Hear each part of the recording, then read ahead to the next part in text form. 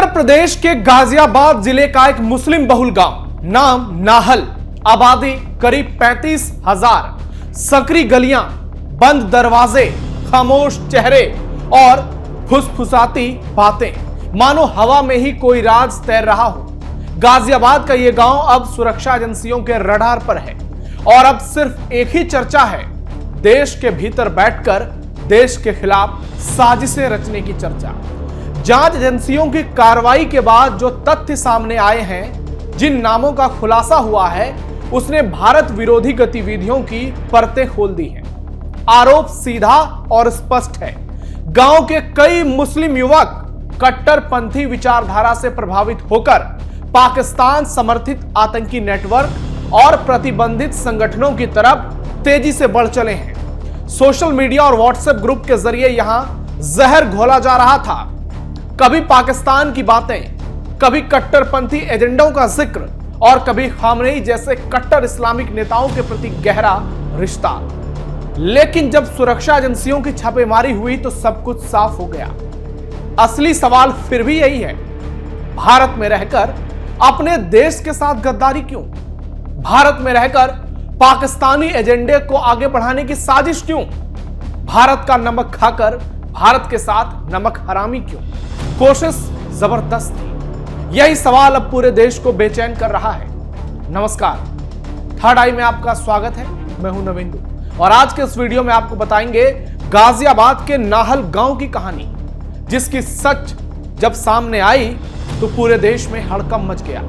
ऐसा खुलासा हुआ जिसने लोगों के पैरों तले जमीन खिसका दिया और इस खुलासे से लोगों के होश उड़ गए। वीडियो लास्ट तक जरूर देखिएगा। गाजियाबाद का पाकिस्तान प्रेमी गांव नाहल, खुलासे से पूरे देश में मच गई सनसनी। पुलिस की बड़ी कार्रवाई, 6 जिहादी गिरफ्तार, भारत में रहकर भारत के साथ गद्दारी। इन दिनों गाजियाबाद का नाहल गांव चर्चा का केंद्र बना हुआ है। दिल्ली लखनऊ एक्सप्रेसवे पर गाजियाबाद के मसूरी थाने से महज 5 किलोमीटर की दूरी पर यह नाहल गांव स्थित है, जिसे गाजियाबाद का सबसे संवेदनशील गांव माना जाता है।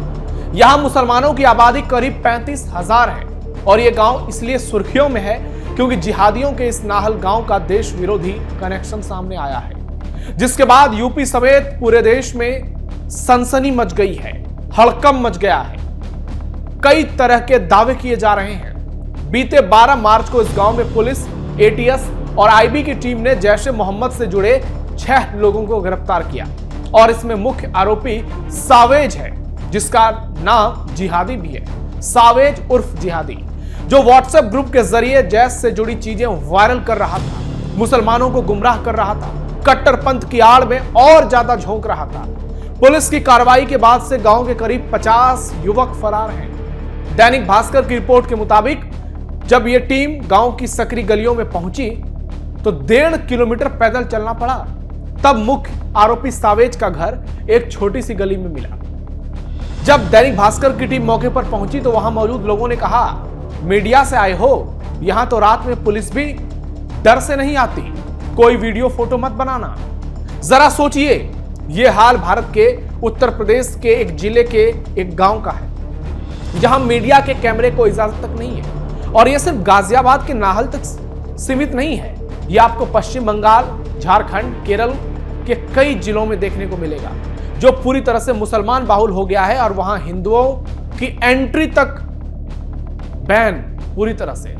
आरोपी सावेज के परिवार के कई लोग बाहर रहते हैं। एक चाचा अमेरिका में है, एक चाचा एयरफोर्स में है।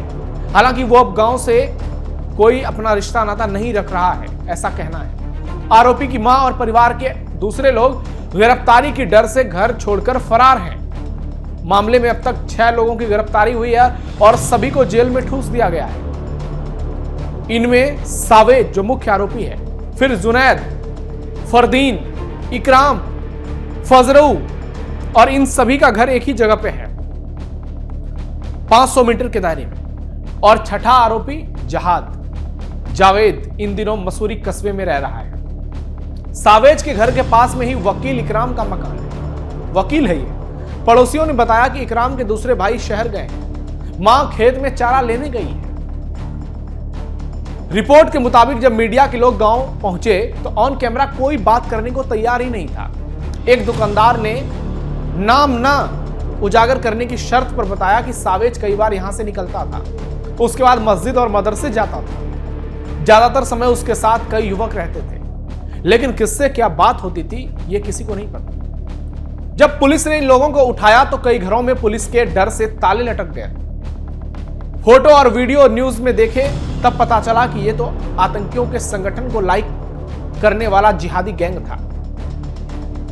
दुकानदार ने बताया कि पिछले साल गांव में दबिश के दौरान नोएडा के सिपाही की जान ले ली गई थी, पुलिस वाले की जान ले ली गई। उसके बाद पुलिस ने कड़ी कार्रवाई भी की थी। पुलिस का डर है, हर आदमी चाहता है कि किसी का नाम सामने ना आए, इसलिए कोई कुछ बोल नहीं रहा है। लेकिन जो खुलासा हुआ है वो अपने आप में कई खुलासे कर रहा है। आरोपियों पर यूएपीए के तहत एक्शन, यति नरसिंहानंद की हत्या की प्लानिंग। पड़ोसियों के मुताबिक जेल गया इकराम पेशे से वकील है, उसका भाई भी पढ़ा लिखा है और दूसरा आरोपी जुनैद भी अच्छा खासा पढ़ा लिखा है। गाजियाबाद में आतंकी संगठन जैश ए मोहम्मद से जुड़े 6 लोगों को 12 मार्च को अरेस्ट किया गया था। जैसा कि मैंने आपको बताया, ये सभी जैश को लाइक और फॉलो करते थे। पुलिस ने इन पर गैर कानूनी गतिविधि अधिनियम यूएपीए के तहत केस दर्ज किया। सावेज उर्फ जिहादी, जी हां, इसका नाम ही इसने जिहादी रख लिया। इस ग्रुप का वो लीडर है। इसने एक व्हाट्सएप ग्रुप बनाया, इसमें गांव के कई जिहादी लड़कों को जोड़ा। वो ग्रुप में प्रतिबंधित संगठन जैसे मोहम्मद की ट्रेनिंग के वीडियो और लिंक शेयर करता था, युवाओं को देश के खिलाफ भड़काता था। पुलिस जांच आरोपियों से पूछताछ में पता चला कि 2 हिंदूवादी इसके निशाने पर थे। ये हिंदूवादी महामंडलेश्वर यति नरसिंहानंद गिरी, डासना मंदिर के प्रमुख और श्री पंच दश नाम जुना अखाड़े के महामंडलेश्वर, इन दोनों को मारने की प्लानिंग ये लोग कर रहे थे। यति नरसिंहानंद गिरी इसलिए क्योंकि वो अपने बयानबाजी के कारण जिहादियों के निशाने पर होते हैं। 2 साल पहले जब मुस्लिम समुदाय की हजारों की भीड़ ने डासना मंदिर घेरा तो यति नरसिंहानंद गिरी को 15 दिन तक पुलिस ने सुरक्षित स्थान पर रखा। जरा सोचिए क्या स्थिति है। सावेज उर्फ जिहादी ने अपना नाम भी जिहादी रख लिया। पुलिस का कहना है कि सावेज ने पूछताछ में यह बताया कि उसे आतंकी संगठन जैश ए मोहम्मद में शामिल होना है। कट्टरपंथी वीडियो देखकर लगातार सावेज देश विरोधी गतिविधियों की ओर बढ़ रहा था। आतंकी मसूद अजहर और इस्लामिक फोटो भी मोबाइल से मिली है। ये आपस में ये भी चैट करते थे, हमने बाबरी भी खो दी, हम कुछ नहीं कर सके और मंदिर भी बनकर तैयार हो गया।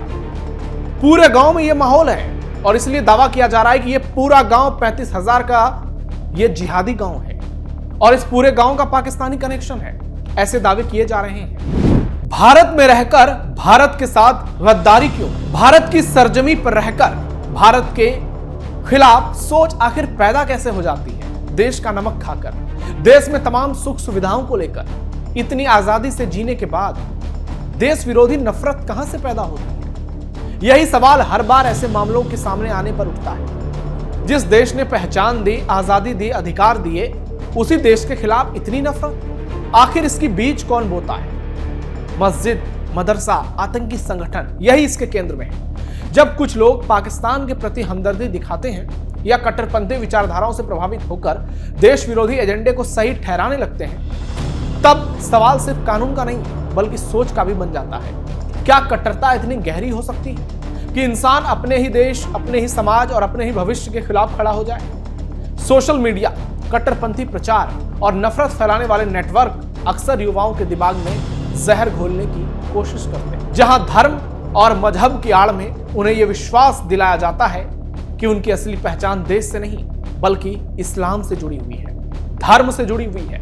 देश रहे ना रहे, इस्लाम रहना जरूरी है, भले ही आगे चलकर भारत को गजवाए हिंद बनाना क्यों न पड़े।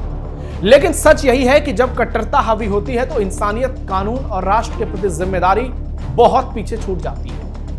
यही वजह है कि हर ऐसे मामले के बाद यह सवाल और भी तेज हो जाता है और भी बड़ा हो जाता है। क्या कुछ लोगों के लिए कट्टर सोच ही सबसे बड़ा सच बन चुकी है? हाल ही में गाजियाबाद के ही नंदीग्राम में हिंदू परिवार ने पलायन के पोस्टर लगाए, अपने मकान के बारे में लिखा यह बिकाऊ मकान है। हालात ऐसे हैं सिर्फ कट्टरता के चलते। दिल्ली के उत्तम नगर में तरुण की हत्या कर दी जाती है। होली का गुब्बारा, सोचिए, यह जिहादी मानसिकता आज भारत में धीरे धीरे हावी होती जा रही है। आज स्थिति ऐसी है कि एक हिंदू को 10 मुसलमानों के बीच में रहने में डर लगता है। योगी आदित्यनाथ के बयान पर गौर कीजिए। उन्होंने कुछ दिनों पहले कहा था कि 100 हिंदुओं के बीच में एक मुसलमान सुरक्षित रह सकता है, लेकिन 10 मुसलमानों के बीच एक हिंदू सुरक्षित नहीं रह सकता। देश के कई राज्यों से जो खबर आती है, जो तस्वीर आती है, वो अपने आप में चिंताजनक है। भारत के कई राज्यों के कुछ जिलों में शुक्रवार की छुट्टी हो गई है। जो बॉर्डर के सटे जिले हैं, असम से, पश्चिम बंगाल से, या जो संवेदनशील बस्ती है, वहां पर शरिया लागू है। इसलिए सावधान रहिए। आरोपियों पर बुलडोजर एनकाउंटर की मांग। ऐसे मामलों के सामने आने के बाद सख्त कार्रवाई की मांग भी तेज हो जाती है। और मामला यूपी के गाजियाबाद का है तो जाहिर सी बात है योगी मॉडल की बात होगी। लोग सीधा सीधा कह रहे हैं सोशल मीडिया पर, देश के खिलाफ साजिश रचने वाले ऐसे कट्टरपंथियों के खिलाफ बुलडोजर एक्शन हो, एनकाउंटर हो। उत्तर प्रदेश में जिस तरह योगी मॉडल के तहत अपराधियों के खिलाफ कड़ी कार्रवाई एक छवि बनी है, उसी तर्ज पर देशद्रोह और आतंकी गतिविधियों से जुड़े लोगों के खिलाफ कठोर कदम उठाया जाए। और कदम ऐसा उठाया जाए कि इनके जहन में कभी पाकिस्तान का ख्याल ना आए, इनका पाकिस्तान प्रेम कभी ना उमड़े और पाकिस्तान का नाम लेकर भी ये लोग सिहर उठे। योगी मॉडल के तहत तगड़े एक्शन की मांग की जा रही है। लोगों का साफ मानना है कि कानून का डर ही ऐसे नेटवर्क के जड़ को खत्म कर सकता है, नहीं तो आगे चलकर ये पूरे भारत को अपनी चपेट में लेगा, भारत को खोखला करेगा, भारत का खाकर, भारत का गाकर और भारत के खिलाफ साजिशें रचकर इन्हें सुकून मिलता है। इसलिए अब समय आ गया है ऐसे लोगों के खिलाफ जबरदस्त कठोर कार्रवाई की, ताकि इनकी चपेट में देश परेशान ना हो, इनके चलते भारतवासियों को पीड़ा ना हो और इनकी गद्दारी भारत पर भारी ना पड़ जाए। अब आपकी क्या राय है इसमें कमेंट बॉक्स में जरूर बताइए। हमारे इस वीडियो को लाइक कीजिए, शेयर कीजिए, चैनल को सब्सक्राइब कीजिए और खास तौर पर यह बताइए कि ऐसी घटनाएं जब आती हैं तो आपके जहन में क्या ख्याल आता है। फिलहाल के लिए थर्ड आई में इतना ही। धन्यवाद।